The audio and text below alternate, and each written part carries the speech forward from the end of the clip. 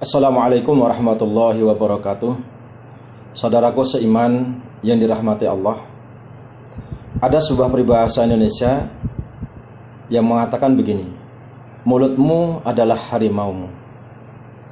Ketika peribahasa ini kita tarik ke dalam bahasa yang serupa, maka akan bisa berbunyi begini: mulutmu adalah nerakamu. Atau bisa berbunyi begini: mulutmu adalah surgamu. Kenapa demikian? Karena ada sebuah hadis Nabi yang mengatakan,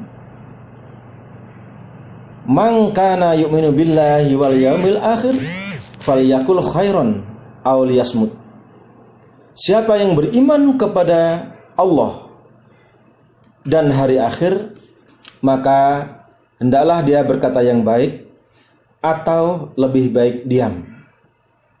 Saudaraku, perkataan yang baik itu adalah tanda keimanan seseorang kepada Allah Subhanahu wa taala. Diam karena tidak bisa mengatakan perkataan yang baik itu juga tanda keimanan kepada Allah Subhanahu wa taala.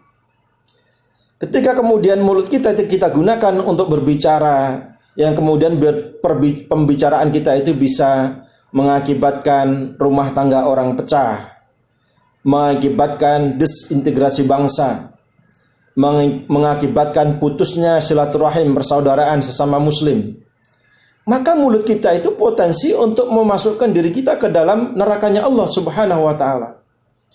Tapi ketika mulut kita gunakan untuk kebaikan, bisa mendamaikan orang yang akan berpisah, maka itulah mulut yang membawa rahmat, sehingga orang lain yang akan berpisah bisa kita damaikan. Satu keluarga yang dalam rumah tangga itu suami istri akan melakukan perceraian, tapi kita mampu mendamaikannya, maka mulut itulah mulut yang bisa menghantarkan kita ke surganya Allah.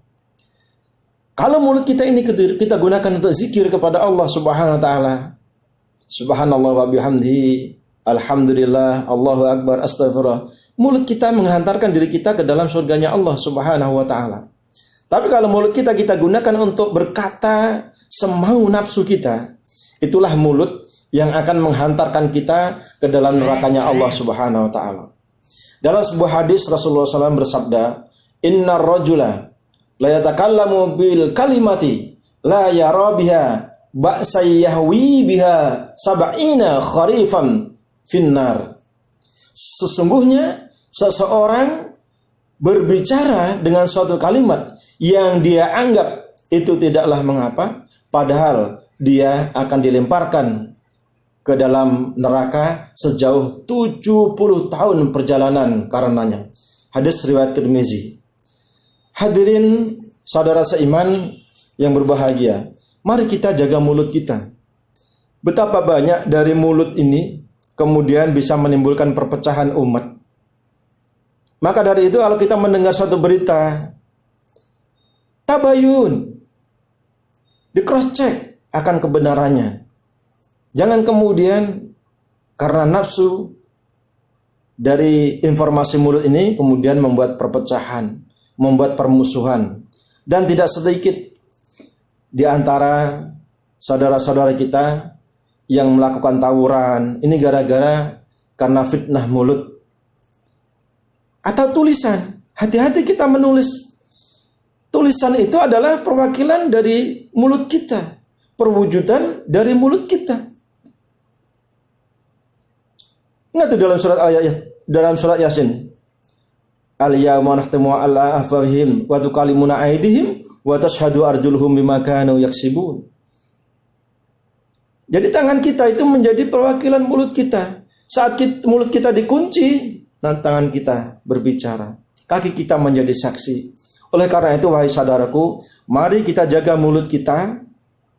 Ya, itu adalah tanda keimanan kita, agar kita tidak mengatakan sesuatu yang bisa menimbulkan perpecahan umat, yang bisa menimbulkan perceraian dalam rumah tangga, yang bisa menimbulkan putusnya hubungan silaturahim sahabat satu dengan sahabat yang lainnya. Mudah-mudahan Allah merahmati kita semua. Amin ya rabbal alamin. Wassalamualaikum warahmatullahi wabarakatuh.